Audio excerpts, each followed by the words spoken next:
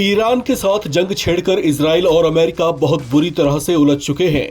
इससे दुनिया के कई देशों में कच्चे तेल और गैस की किल्लत पैदा हो गई है और कटघरे में अमेरिकी राष्ट्रपति डोनाल्ड ट्रंप हैं, जिन्हें इस पूरी अशांति के लिए जिम्मेदार ठहराया जाने लगा है।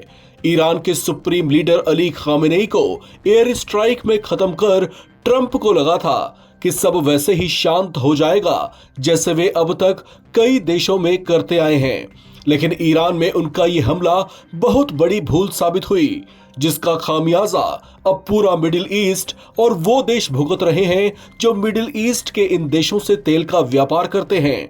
ईरान ने इजराइल समेत सऊदी अरब, कुवैत, कतर, बहरीन और यूएई समेत कई देशों को भीषण हमलों से दहरा दिया है।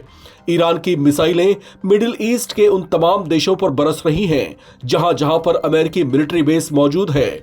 इतना ही नहीं, ईरान ने अमेरिका परस्त इन मुस्लिम देशों के खिलाफ कड़ा कदम उठाते हुए हॉर्मुज जलडमरू मध्य को भी लगभग पूरी तरह से ब्लॉक कर दिया है, जिससे इस प्रमुख मार्ग से होने वाले तेल और गैस आपूर्ति बाधित हो गई है। दबाव अमेरिकी राष्ट्रपति डोनाल्ड ट्रंप पर साफ तौर से महसूस किया जा रहा है, जिनकी हजार चेतावनियों और लाख धमकियों के बावजूद न तो ईरान डर रहा है और न ही झुक रहा है। ईरानी नेता मुज्तबा खामेनेई, अली लारिजानी और ईरान के राष्ट्रपति मसूद पजेश्कियान तक ये कह चुके हैं कि ईरान पर हमला तो किया गया, लेकिन इसे खत्म अब वे अपनी मर्जी से करेंगे। ईरान के तेवरों से चिंतित डोनाल्ड ट्रंप ने बात न बनती देख अब चीन के आगे गुहार लगाई है। ट्रंप ने चीन के राष्ट्रपति शी जिनपिंग से मदद मांगी है। उन्होंने हॉर्मुज पर गेंद को चीन के पाले में डालने की कोशिश की है, लेकिन चीन उनकी बात को माने ऐसी कोई वजह दिखाई नहीं दे रही। ईरान ने शिपिंग रूट को बंद कर तेल सप्लाई के 5वें हिस्से की आवाजाही को ब्लॉक कर दिया है। ये वैश्विक अर्थव्यवस्था को हिला कर रख सकता है।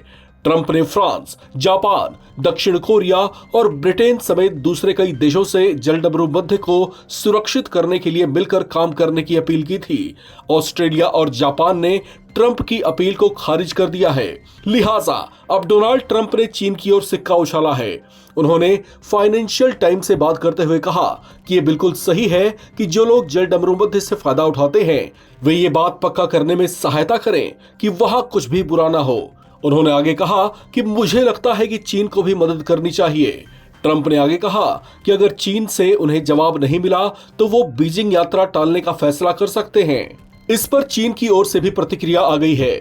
चीन के विदेश मंत्रालय ने कहा कि चीन हॉर्मुज जलडमरू मध्य की स्थिति को लेकर सभी पक्षों के संपर्क में है और उनसे मध्य पूर्व संघर्ष को कम करने की अपनी अपील को दोहराता है। प्रेस ब्रीफिंग के दौरान चीनी विदेश मंत्रालय से पूछा गया कि क्या चीन को अमेरिकी राष्ट्रपति डोनाल्ड ट्रंप से जलडमरू मध्य की सुरक्षा सुनिश्चित करने में सहायता करने का कोई अनुरोध मिला है, जो वैश्विक ऊर्जा शिपमेंट के लिए एक महत्वपूर्ण मार्ग है। इस सवाल के जवाब में मंत्रालय के प्रवक्ता लिन जियान ने पत्रकारों से कहा कि हम मौजूदा स्थिति पर सभी पक्षों से संपर्क में हैं और स्थिति को शांत करने और तनाव कम करने के लिए प्रतिबद्ध हैं। ट्रंप ने नाटो को हॉर्मुज में मदद नहीं करने पर बहुत बुरा अंजाम भुगतने की चेतावनी दी थी, जबकि अमेरिका के अन्य सहयोगी जैसे जापान और ऑस्ट्रेलिया ने अब तक ऐसा करने से इनकार कर दिया है। जबकि चीन के लिए ईरान सबसे अहम रणनीतिक साझेदारों में से एक है और उसके तेल का सबसे बड़ा खरीदार भी वही है, तो फिर भला डोनाल्ड ट्रंप की मदद वो क्यों करे? बीजिंग ने खाड़ी देशों और ग्लोबल साउथ के बीच खुद को एक कूटनीतिक नेता के तौर पर स्थापित किया है। 2023 में उसने ईरान और सऊदी अरब के बीच कूटनीतिक संबंध फिर से बहाल करने के लिए एक समझौता करवाया था। इसलिए फिलहाल चीन बैठकर तमाशा देखने के अलावा कुछ और नहीं करेगा। इस तरह की बातें दुनिया भर के तमाम बुद्धिजीवी कह रहे हैं। इस खबर में फिलहाल इतना ही। बाकी अपडेट्स के लिए आप बने रहें नवभारत टाइम्स के साथ।